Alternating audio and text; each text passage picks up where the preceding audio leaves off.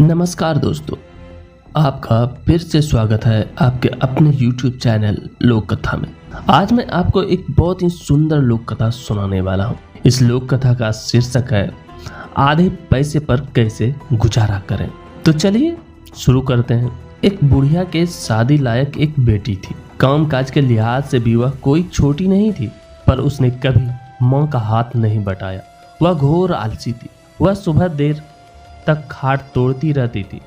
बुढ़िया मुंह अंधेरे ही उठ जाती और चौका बासन झाड़ू बुहारी सब अकेले करती। हर सुबह वह बेटी को आवाज देती, भारो उठो, सूरज छप्पर तक आया है। बेटी जवाब देती, सूरज छप्पर तक चढ़ आया है तो चढ़ने दो, मैं तो डोरे कंघे के बिना ही चोटी गूंथ लूंगी और एक दमड़ी से ही गुजारा कर लूंगी।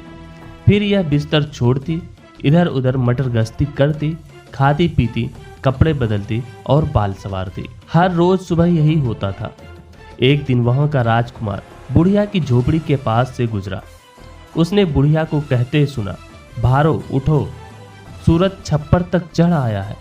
उसने भारो का जवाब भी सुना, सूरज छप्पर तक चढ़ आया है तो चढ़ने दो, मैं तो डोरे कंघे के बिना ही चोटी गूंथ लूंगी और एक दमड़ी से ही गुजारा कर लूंगी। उसकी आखिरी बात का राजकुमार पर ऐसा असर हुआ कि उसने उससे शादी करने और उसकी परीक्षा करने का निश्चय कर लिया। देखें यह तांबे की एक दमड़ी पर कैसे गुजारा करती है।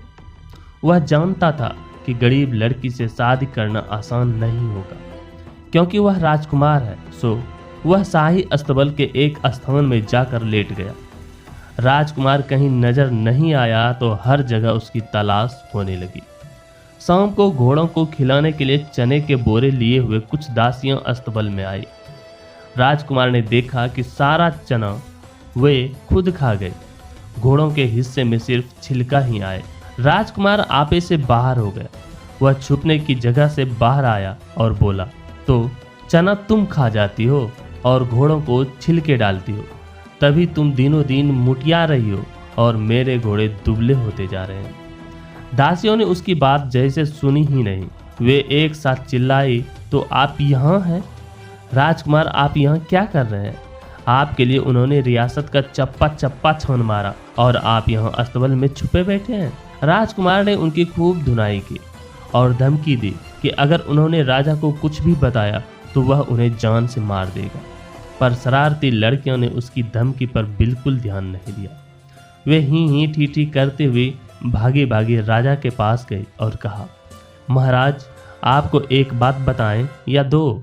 राजकुमार का कहीं पता नहीं चलने से राजा बहुत चिंतित था। उसने उन्हें झिड़क दिया, क्या फिजूल की बातें करती हो? मैं राजकुमार के बारे में सोच सोचकर परेशान हो रहा हूँ और तुम्हें खाने और चिल्लाने के अलावा कोई काम नहीं। अन्नदाता सुनिए तो, हम बहुत अच्छी खबर लाई हैं। राजा ने कहा, तुम एक बात कहो या दो, पर जो भी कहना है जल्दी कहो।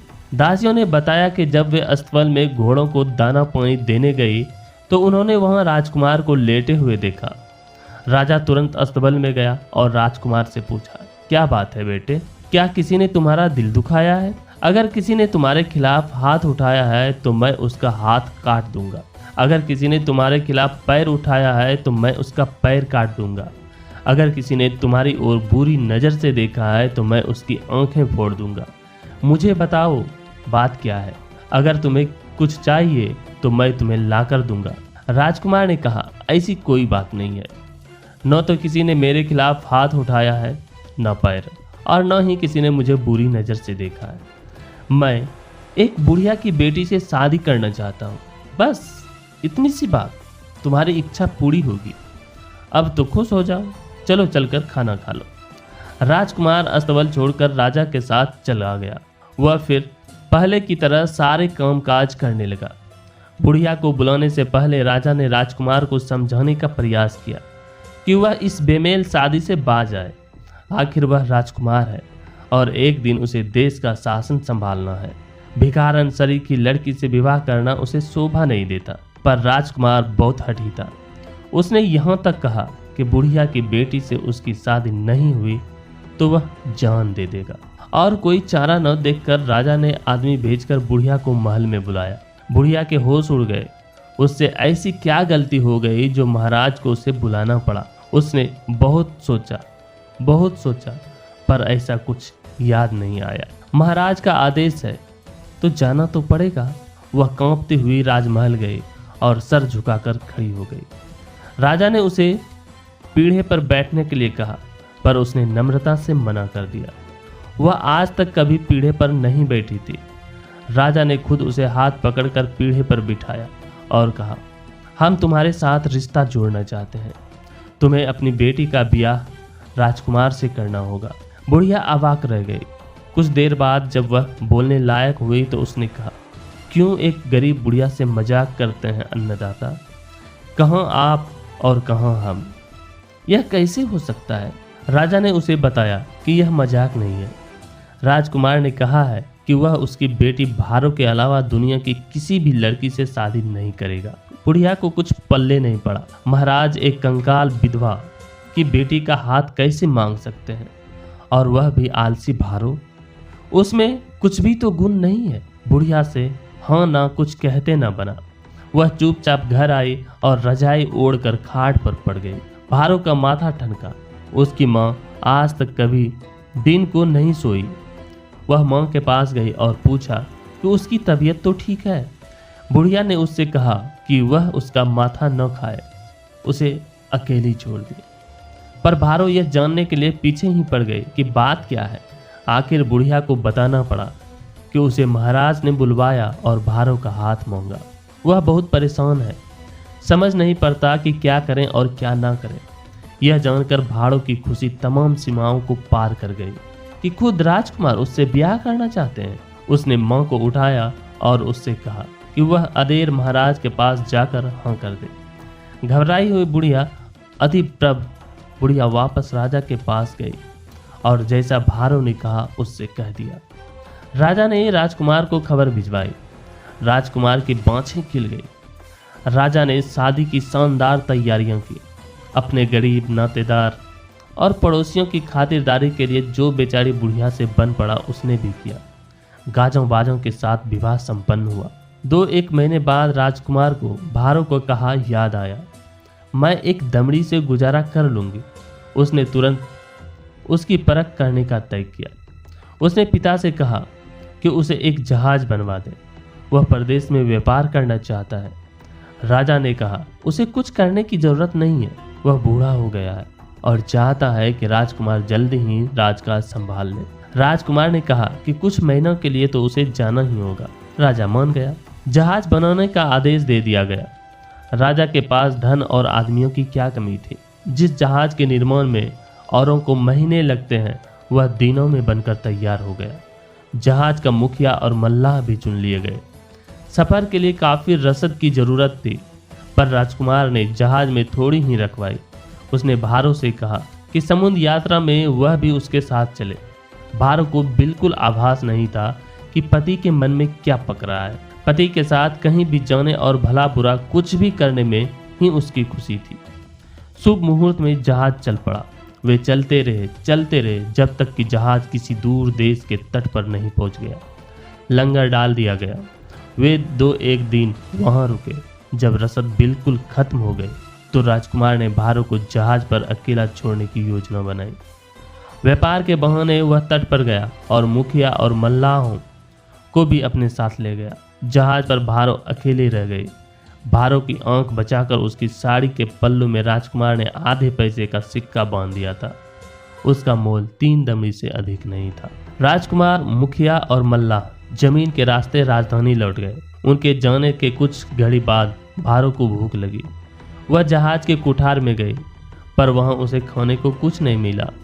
उसने पूरा जहाज छान मारा, पर कहीं कोई खाने की चीज नहीं मिली। पूरे दिन और पूरी रात उसे भूखा रहना पड़ा। अगले दिन वह सोच रही थी कि क्या करें और क्या ना करें कि उसे लगा साड़ी के पल्ले में कुछ बंधा है। गांठ खोलकर देखा तो उसे आधे पैसे का सिक्के मिला। वह सोचने लगी कि इसका वह क्या करे। तभी उसे एक बूढ़ा मछुआरा दिखा जो मछलियां पकड़ते हुए जहाज के काफी पास आ गया था। भारो ने उसे आवाज दी, चाचा। मछुआ को अचंभा हुआ कि जहाज पर से उसे कोई चाचा कहकर बुला रहा है। यह देखकर उसका आश्चर्य और भी बढ़ गया कि आवाज़ देने वाली औरत है। लगता है इतने बड़े जहाज पर वह अकेली है। वह जहाज के और करीब आ गया। भारो ने आधे पैसे का सिक्का उसकी तरफ उछाला और उससे आग्रह किया कि वह उसके लिए कुछ भुने हुए चने और चावल ले आए। बूढ़ा मछुआ उसे मना कर न सका। वह तट पर गया और आधे पैसे के भुने हुए चने और चावल लाकर उसे दे दिया। जैसे ही मछुआरा गया, भारो ने चने और चावल की पोटली खोली और मरमुखों की तरह सब खाने ही जा रही थी कि दुर्योग से पोटली उसके हाथ से छूटकर समुद्र में गिर गई। वह रोने रोने को हो गई। तभी उसने देखा कि सैकड़ों बड़ी बड़ी मछलियां आई और चावल और चने खाने लगी। चावल और चने खाने के बाद वे तट पर गई और मोहरें उगलने लगी। देखते देखते वहां मोहरों का ढेर लग गया। भारो के अचरज और खुशी का पार न रहा। वह जहाज से उतरी और सारी मोहरें जहाज पर ले आई। उसे एक दिन और भूखा रहना पड़ा। वह बूढ़े मछुओं का इंतजार करने लगी। अगले दिन वह मछलियां पकड़ने के लिए आया तो भारो ने उसे एक मोहर दी और तरह तरह के खाने की चीजें लाने को कहा। तकलीफ के लिए उसे एक मोहर अलग से दी। अब भारो के पास खाने की कोई कमी नहीं थी। वह दिन भर बैठी खाती रही। अगले दिन जब बूढ़ा मछुआ वापस आया तो वह उसके साथ तट पर गई और 2-4 बीघा जमीन खरीदी। उसके अगले दिन बिल्लियां, सहतीरें, ईंट, पत्थर और वह सब खरीदे जो महल बनाने के लिए चाहिए। बूढ़े मछुए ने उसके लिए एक झोपड़ी बना दी। स्त्रियों का पहनावा छोड़कर उसने पुरुष वेश धारण कर लिया और झोपड़ी में रहकर निर्माण कार्य की देखरेख करने लगी। कुछ महीने बाद राजकुमार ने सोचा कि देखें आधे पैसे के साथ भारो की कैसी कट रही है।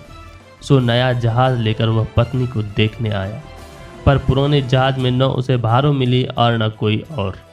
उसने सोचा कि बेचारी डूबकर मर गई होगी। वह वापस जाने को ही था कि उसकी नज़र तट पर पड़े आलीशान महल पर पड़ी। महल करीब करीब पूरा बन गया था। उसकी उत्सुकता जागी। जहाज का लंगर डाल दिया गया। राजकुमार मजदूर के भेष में वहां गया और काम मांगा। बूढ़ा मछुआ सपरिवार वहीं रहता था और निर्माण कार्य की देखरेख में भारो का हाथ बटाता था। वह राजकुमार को भारो के पास ले गया। भारो मर्दाने कपड़ों में थी। सो राजकुमार उसे पहचान नहीं पाया, पर भारो ने उसे देखते ही पहचान लिया। हालांकि भारो ने यह जाहिर नहीं होने दिया। उसने पति से अनजान आदमी की तरफ बर्ताव किया और काम पर रख लिया। राजकुमार को भारी काम देने के लिए उसका मन नहीं माना, सो उसने उसे इमारत की देखभाल का जिम्मा सौंप दिया। भारो ने उसे अपने घर पर ही रखा। शाम को भारो ने नौकरों को आदेश दिया कि वे राजकुमार को उसके साथ ही खाना परोसे। राजकुमार ने मालिक के साथ बैठकर खाने से मना कर दिया। भारो ने आग्रह पूर्वक उसे पहले खाने को कहा, प्रथा अनुसार जैसा कि पत्नी को करना चाहिए।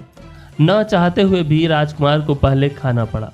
दयालु स्वामी के विचित्र व्यवहार से वह उलझन में पड़ गया। कुछ ही दिनों में महल बनकर तैयार हो गया। महल की सजावट और जरूरी असबाब खरीदने का काम भारो ने बूढ़े मछुए और राजकुमार को सौंपा। राजकुमार की रुचि बहुत परिष्कृत थी। उसने सर्वोत्तम सामान खरीदा। महल की खूबसूरती को 4 चांद लग गए। बाकी मजदूरों और कारीगरों को भारो ने विदा कर दिया, पर राजकुमार को उसने कुछ दिनों और रुकने को कहा। एक दिन भारो ने अपनी सबसे अच्छी साड़ी पहनी और बेशकीमती गहनों से अपना श्रृंगार किया। फिर उसने राजकुमार को अपने कक्ष में बुलाया। राजकुमार भीतर आया तो अपनी पत्नी को वहां देखकर स्तब्ध रह गया। मैं सपना तो नहीं देख रहा, क्या यह भारो ही है? कुछ पल बाद वह बोलने के लायक हुआ तो उसने उससे पूछा कि यह सब क्या है। तब भारो ने उसे बताया कि उसके जाने के बाद कैसे वह एक दिन भूखी रही, कैसे उसे पल्लू में बांधा आधे पैसे का सिक्का मिला। वह नहीं जानती वह किसने बांधा, कैसे वह ना कुछ सिक्का उसने भुने हुए चने और चावल लाने के लिए बूढ़े मछुए को दिया, कैसे वे पानी में गिर गए और उन्हें मछलियां उधर अस्तक कर गई, कैसे मछलियों ने तट पर मोहरें उगली और कैसे उसने यह महल बनवाया जिसमें वे अभी रह रहे हैं और जिसे राजकुमार ने इतनी खूबसूरती से सजाया। अब कुछ कहने की राजकुमार की बारी थी। उसने बताया कि उसने भारो से शादी क्यों की और कैसे वह उसका इम्तिहान लेने के लिए उसे जहाज पर अकेले छोड़ गया था। वह खुश था कि भारो जो कहती थी कि डोरे कंगी के बिना ही वह चोटी बना लेगी और एक दमड़ी पर यूं गुजारा कर लेगी। वह उसने कर दिखाया। उन्होंने नया महल बेच दिया और ढेरों मोहरों के साथ अपने देश वापस लौट आए। वहाँ जीवन पर्यंत सुख से रहने लगे। दोस्तों, ये भारत की लोक कथाएं थी। तो आप हमें कमेंट करके बताएं कि आपको ये लोक कथा कैसी लगी। पसंद आई हो तो वीडियो को लाइक करें और ऐसी ही लोक कथा सुनने के लिए लोक कथा यूट्यूब चैनल को सब्सक्राइब करें। मिलते हैं किसी और नई कहानी के साथ। धन्यवाद।